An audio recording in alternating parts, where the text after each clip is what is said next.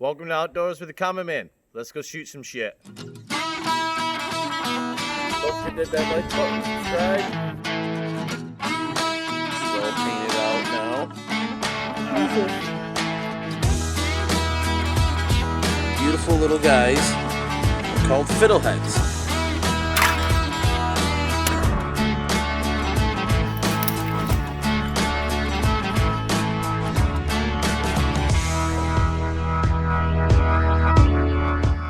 Hey guys, well today on OCM we're going to be doing goose hunting for little Canadian geese. It's early geese season up here in northern New York.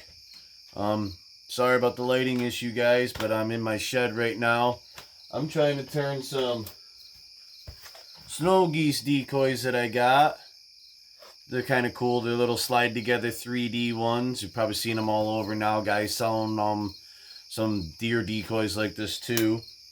I was going to buy Canadian decoys from the gentleman I get these often, but he's another big rig driver as well, and on his way home today, his big rig broke down. If he sees this video, hope you got it running, hope you got home safe and sound, bud.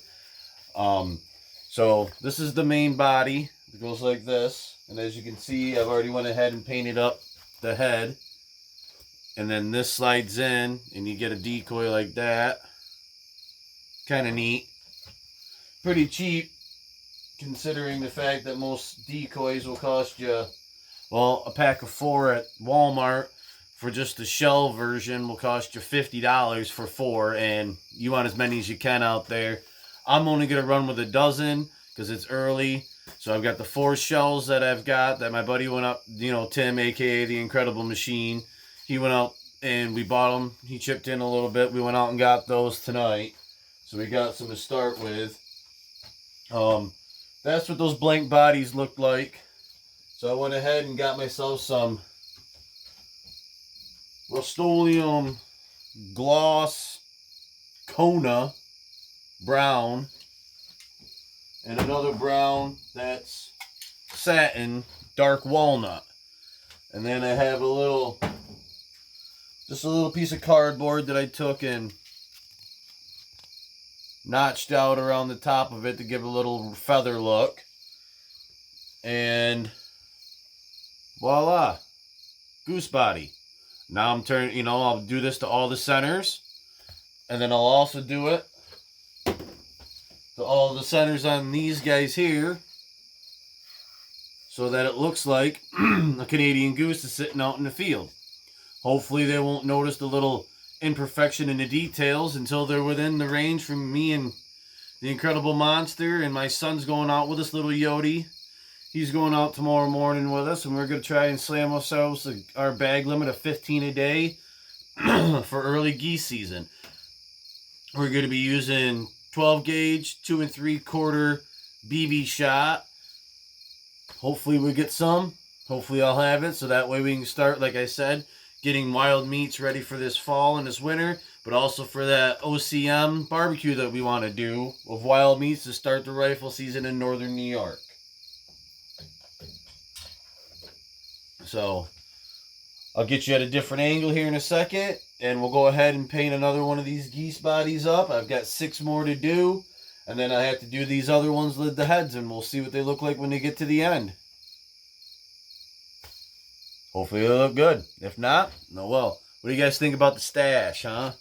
Got a little horns going on, so when I get my buck this year, this will get gone. But not until I get my good buck. Usually, if it's anything over a 4-point, mustache goes, beard goes. The only thing that stays is the little soul patch. But we'll get this camera turned. We'll get coloring some of these in, so that way I can get a little bit of sleep, so I can get up. Got to be in the field by 5 a.m. Sunrise is at 6:30, so we can get decoy set up and get ourselves tucked back into that little bit of corn that's left, and we'll catch it then. So without further ado, we'll get these things painted up and have some fun with it. Alright guys, well you see, I went ahead and I taped the black tails on them. These are already painted black here, so that for snow geese season. So I'll take my little stencil that I got that I already showed you. I start with this gloss because that way when I go and finish it off with the satin, it takes a lot of bit of that sheen away. These guys is actually like a corrugated plastic sheeting, and they've got this nice, like, I don't know, I want to call it flocks or something, but it's almost like a thin layer of felt almost on the top of them to take away that shine. So what I do is I start right here, and I'll work my way this way, work my way around the body, and then I'll go down the middle of it. And all I'm doing is taking these little bit of teeth and just trying to stay away.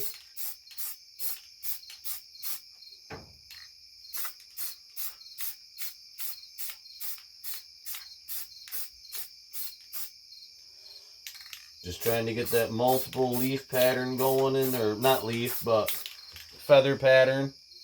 You know, doesn't got to be perfect. Okay, then I'll switch over to the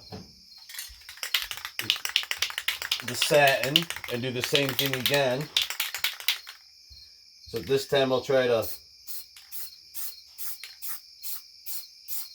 stay a little bit out of it, just so I can kind of get some more of that white taken out.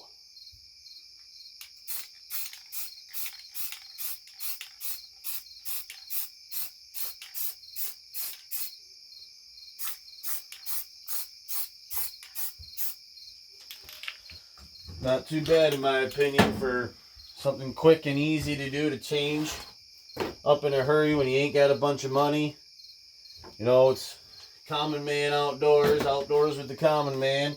I ain't got a lot of money, so, but I've got 60 of these these decoys, pardon me, 60 of these decoys, so I figured why the hell not just switch them. Obviously, a snow goose is a little smaller than a Canadian, but a lesser Canadian or a juvenile Canadian is smaller than a regular one, because right now it's fall, so they're going to be flying south with all of this year's big brood that they had. So there's going to be a lot of lessers going right now down there. When they come back up this spring, and there's no spring season for them, they'll be bigger, obviously, and they'll be the ones having the new brood and going down. I'll go ahead and do one of these heads for you, because these ones are a little bit more difficult because I got to do both sides. So obviously the feathers go down towards the tail. So I'll start up here. Wow, that guy's really covered in the paint.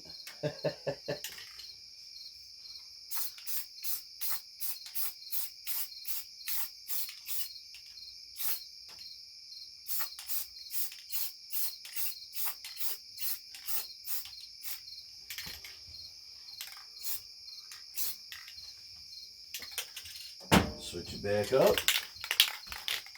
Try to wipe off any excess paint so I don't get that dribble mark like you see there.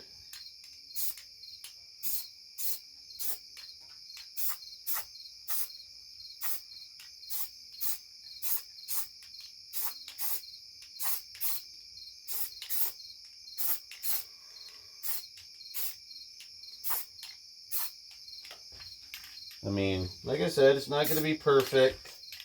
You know, I don't have a computer out here doing the stencils and everything else for me. So now we'll flip her over and hopefully it doesn't mess up the paint job on that side too bad. Get some of this paint off. This is just an old mat, floor mat from one of my old trucks I have kicking around.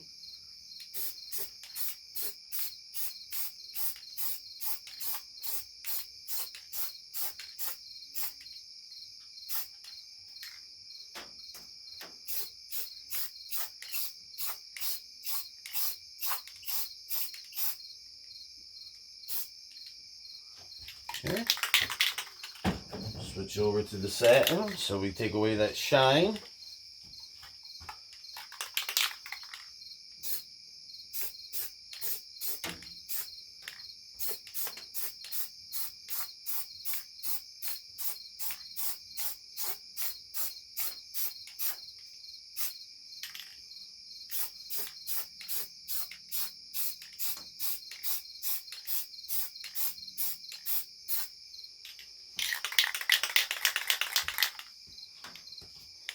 there's one. So I'm going to go ahead and finish up some more of these. And then after I get them all put together, I'll bring you back on. Catch you in a little bit. Alright guys, I got them all painted up. I don't know. A little crude, but you know, from 70 feet up, probably not gonna really notice. So I'll show you how these guys go together. As you can see, they got these slots right here. I got stakes right here in my hand. I got more. These will actually sit into the ground, so they'll move around with the wind, kind of giving the motion of them. Like I said, these guys are the body of it. Let the underside white, since it'll be down anyways. As you can see right here, they got this little split. Split it apart. And then basically slides together. Takes a little bit of practice. I've only put 2 together since I bought them because we haven't had a geese season yet. But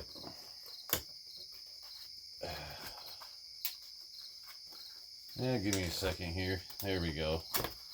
Split them open a little bit. Get it down in there.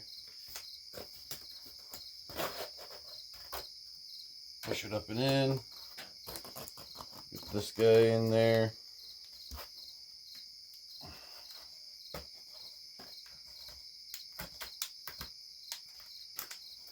Like so. Then you have one Canadian Geese decoy. Not the most spectacular in the world, but like I said, from way up there, it'll look good. Flopping in the breeze, early light. So that's been how to make your own little decoy at home. You know, I took one that I had and reused it, turned it into something that I could use because, well, I'm poor.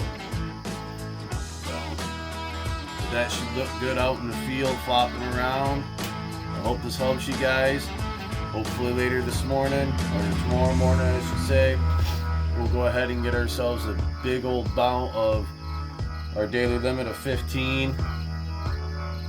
And you'll see that on video because I'm going to take the phones with me and the tripods and get some good footage of it if I can. So we'll catch you then. Alright guys, well you can't see us very well, but we're out here right now, sitting and waiting. We'll get some more footage when it comes time.